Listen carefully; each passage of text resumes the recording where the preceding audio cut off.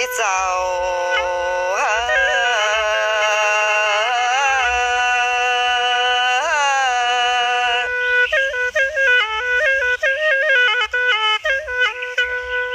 หน้าบาดเดววันนี้ฟังต่อก็ต้นนาตีนำเคใสก็ไหลสั่ง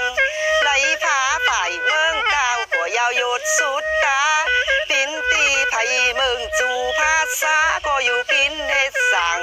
ไผ่อยู่ต้องเบิ่งกว่างก็หุ่มกาดยิน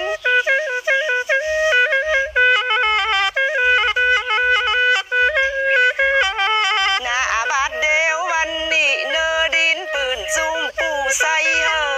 เตอนี่นางดีใครเล่าต้องเบิ่งกว่างก็ฟงไฟสุกบ้านดูก็เนอตั้งแต่กุ้งสร้างต่างมาปล่อยไข่และโพดไฟไผ่ฟ้านับมาได้75 คุบปีติมตาดีมีลงไหล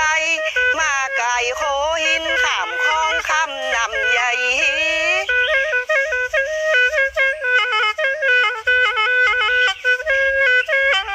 หน้าบาดเดววันนี้มีอยู่ไว้10 ปียังไป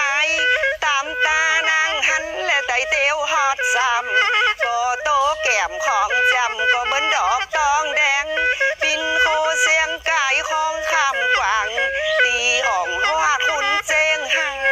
ตั้งแต่นุเซนตายาเซนตีของเบาหอนนี่ก็เหมือนอีฟางนี่ได้ตั้งได้โพดกำก็ฟุ้งไฟภาษา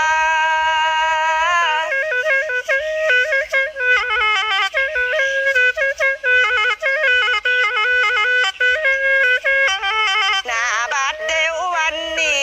นากากาพระสัทธาเกิดมาหมื่นตุนเซนตุนของเบามากไก่โคพี่ด่านแก้วตีได้แล้วแก้วซ้อนเลยมีกะกุ้งสร้างต่าง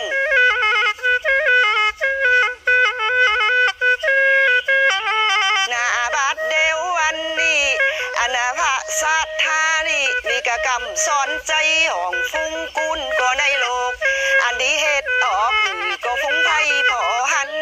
ของบ่มีสังก็อยู่ในโลกกว้างนี่กะทำกาวตานเล่าไว้ก็ปางก่อนหึงนานลำมาเจ้าเขาลังกานี่ไปภาพไก่โคขามแม่นำสมุนใหญ่สาก่อนไปเอาเกี่ยวสีดา